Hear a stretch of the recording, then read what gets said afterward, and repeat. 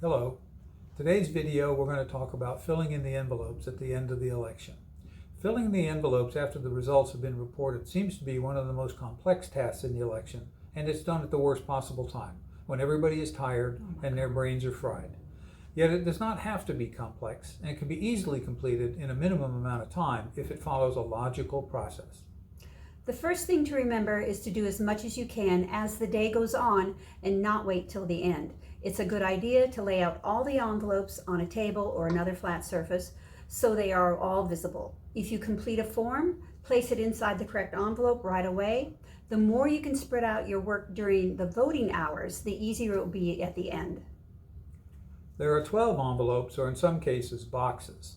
Pay no attention to the printing that's on the front of the envelopes except for the number. The contents to go in the envelope are printed on the labels affixed on the back, such as that. Use those instructions and not the pre-printed instructions that are on the form. You should begin the process of sealing the envelopes after the polls close, after the results have been called in, and after the SORs and the printed return sheets have been completed. Do not seal any envelopes yet. If there are empty envelopes, you will complete the empty envelope certification form and place that form in envelope number 2. Remember, the instructions for completing each envelope are printed on the label, which is affixed to the back of the envelope. When in doubt, use the label instructions. Let's start with envelope 1A. First, be sure that the precinct information is filled out on the front of the envelope, the precinct, the date, and the election. Next, if no provisional ballots were cast, do not use envelope 1A. Provisional ballots, as you recall, will be in the green envelope, either green or lime green envelope. Now, if this envelope is empty, do not seal it. But if there are provisional ballots that were cast, then you put them inside this envelope, in their green envelope. Fill out this portion of the envelope here, which is then signed by 2 officers of election, and then you complete the label with 2 signatures from 2 officers of election across the flap and seal it like this. Pull that off and it seals like that. Next, we're going to talk about envelope number 2. Ensure that the precinct information on the front of the envelope has been filled in properly. This is the envelope that you seal last, and when you do, don't use the adhesive strip on the flap, but only seal it by placing the label over the flap. Yes. You want to tell them what's inside it? It should be in here? Some of the things that go inside envelope 2, all of the things that go inside envelope 2 are listed on the label itself. So that should be your guide when you're filling this envelope. Some of these things include, for example, the statement of results. The electronic poll book USB devices go here. The oath that you give to the officers of election in the morning go inside here. Those are some examples. Everything that goes in envelope 2 is listed on the label, and so that should be your guide. So when you seal the envelope, remember you're going to leave the strip alone. You're going to pull off the label. You want to do this one? Sure. Okay, got it. And the last thing you're going to do is you're going to have 2 officers of election sign the label. Next, we're going to talk about envelope or box number 3. Now, envelope number 3 is the one that's used to put all the cast ballots in at the end of the election. First, make sure that the election date, the precinct, and the election type are filled in on the front of the envelope. Then what you do is place inside all of the cast ballots that come out of the blue box at the bottom of the DS200.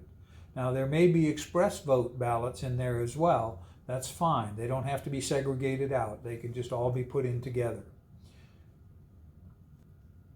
In most general elections, the envelope will be too small to carry all the cast ballots. In that case, you will receive box number 3. Once you've got all the cast ballots inside the box, you're going to seal the top with masking tape, as Bob's going to demonstrate for you now. Over the top of the masking tape, you're going to put your label. And on this label, all the election officials present at closing must sign the label. Now note that this label is different than the other envelopes and that all the officers of election have to sign this, not just 2. Thank you for pointing that out. You're welcome.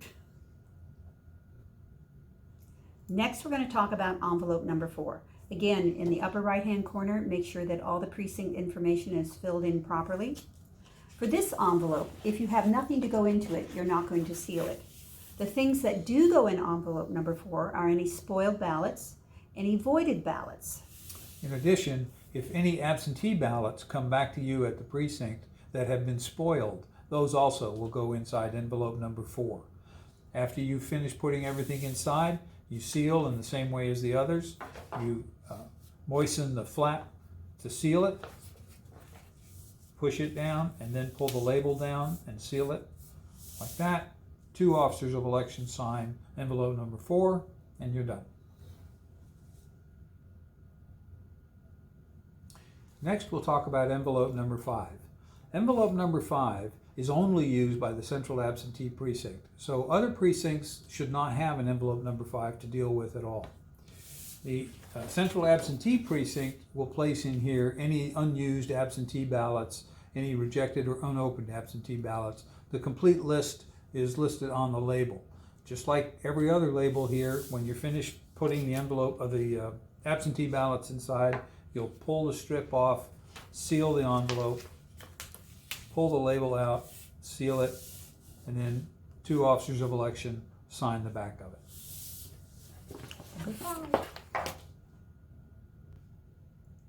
All right, next we're going to talk about envelope or box number 6. Again, make sure that all the information in the upper right-hand corner is correct. The only thing that goes into the envelope or the box are unused optical scan ballots. Now note that the unused express vote ballots do not go into envelope number 6. They have their own envelope, 6A, which we'll talk about in just a moment. More than likely, you'll have more than can fit into the envelope, and you'll be needing box number 6. Again, as in box number 3, once you've filled it, you're going to seal the top with masking tape. You're doing a great job. You're going to fix the label across the masking tape. And again, all officers of election present at closing need to sign the label. There you go. Next, we're going to talk about envelope 6A. Envelope 6A is very simple. The only thing that goes inside envelope 6A is the express vote ballots that have not been used. Do not seal this inside box number 6. This is a standalone. This does not have a label. This is one of the few that does not have a label on it. So there's no need for an officer of election to sign it or to seal it shut.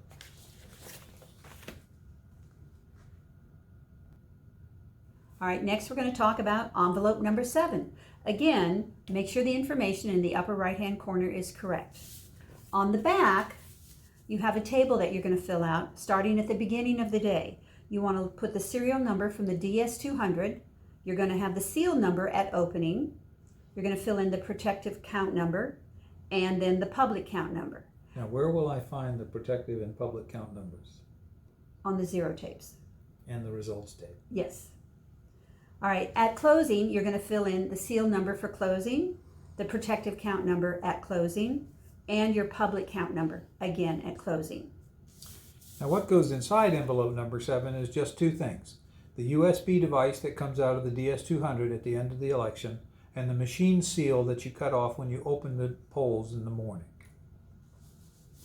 Then you seal it, and the same as we have before, pull the tape off of the flap to seal it,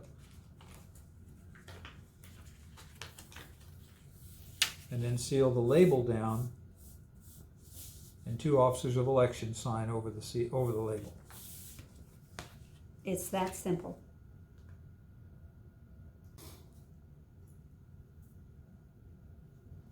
All right, next we have envelope number 8. As with all the other envelopes, check and make sure the information in the upper right-hand corner is correct. On the back, you're going to notice something different. The seal is already on the envelope because you're not going to seal this envelope. In this envelope, we have a list of items here, including completed voter registration applications, completed requests for assistant forms, and on and on. Any other completed paperwork you're going to put in envelope number 8, and this is not sealed. It is also not signed by any officers of election. Thank you. My pleasure. So that concludes this video on the filling out of all the envelopes. Now there were 2 additional envelopes that you'll have. One is number 9, which is where the Virginia election laws book goes, and the other is envelope number 10, which is where the name tags and the buttons go from the officers of election. Those don't need to be sealed, and they don't need to be signed by anybody. All of your documents should now be inside the appropriate envelope, and they're all sealed shut, or the appropriate box in the case of number 3 and number 6. The last thing to do is to take all of these envelopes and put them into the side pouch on the rolling cart that the chief has at the election to be returned to the Director of Elections office. So is it really important that we put them in the side pouch for the registrar? It makes it much easier for the registrar to unpack if all the envelopes are in the same place with every precinct. Okay. Thank you very much.